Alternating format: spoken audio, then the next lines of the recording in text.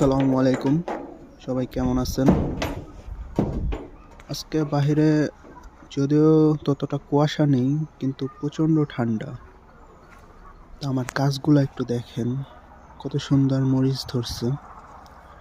তো এই মরিচগুলা অনেক ঝাল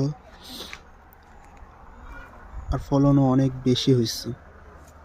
তো সকালে একটু বের হয়েছি যে ঘরের কোন পাশে কবুতরের জন্য ঘর বানাইলে বেশি ভালো হয় এটা দেখার জন্য।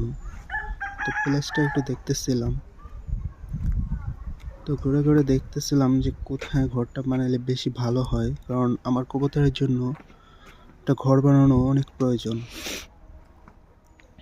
তো সর্বশেষ ডিসাইড নিলাম যে ঘরটা আমাদের মেইন ঘরের সামনের দিকটায় বানাইলে বেশি ভালো হয়।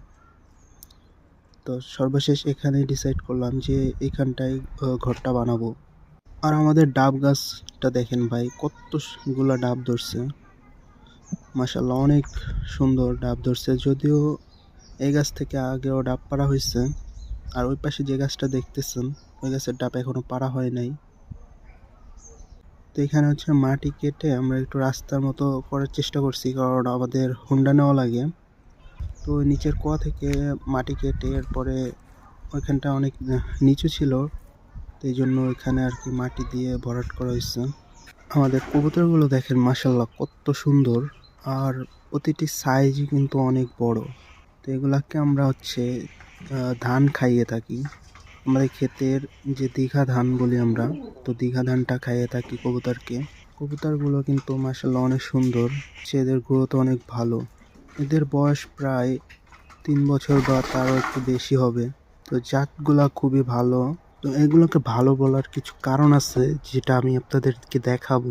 এখানে দেখেন ওদের যদিও ঘর আছে, কিন্তু ওরা ঘরে যায় না। আমাদের মেইন ঘরের চালের উপরে সারা রাত থাকে। তো ঘরে না যাওয়ারও বেশ কিছু কারণ আছে। আপনারা যদি ভালো করে দেখেন তাহলে দেখবেন ওদের ঘরের নিচের অংশটা নষ্ট হয়ে গেছে, আর এই নষ্ট হওয়ার জন্যই ওরা মূলত ঘরে যেতে চায় না, সারা রাত বাইরে থাকে। এরপরেও আমাদের পালে কিন্তু অনেক বছর ধরে আছে। ওদের ঘর নষ্ট হয়েছে প্রায় 8-9 মাসের মতো হয়ে গেছে।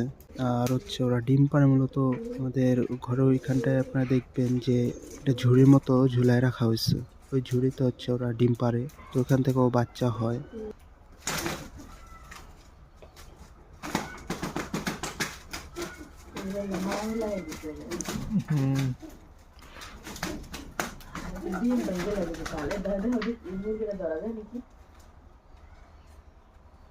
ডিম পারছে।